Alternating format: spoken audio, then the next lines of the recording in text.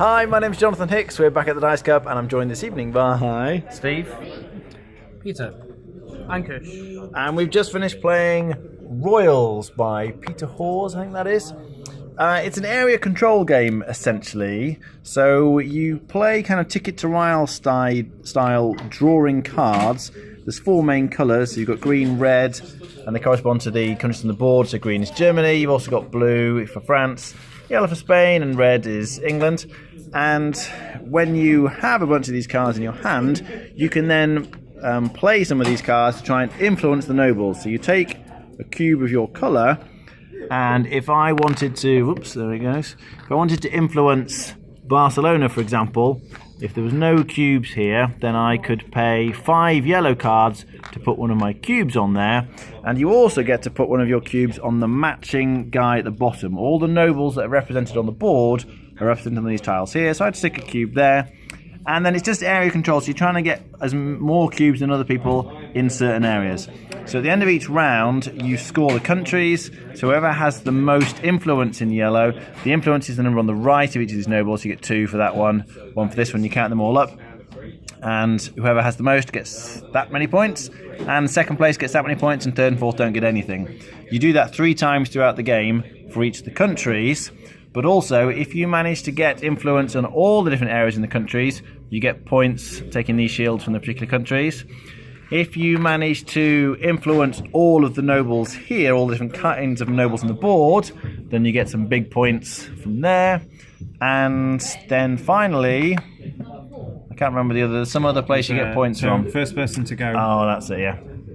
So yeah, as Steve's saying, whoever goes here first also gets to take chits from the board from each of the places. So that's quite nice, actually, because there's an initial rush to get points, to get your cubes out on the board, to try and get those first points. But then after that, it's about building up the most influence in an area. And then also at the end of the game, whoever has the most cubes on each of these different kinds of nobles gets to take it. And if it's a tie like this one, you can see white and purple are tied. That's quite a nice little mechanic here. The thing splits in 2, and you flip it over, and each person gets half as many points as you would do if you completed the whole thing by yourself. All right, what do we think? Yeah, I like it. It's a light area control game. The mechanics are simple. Ticket to Ride mechanics are very easy.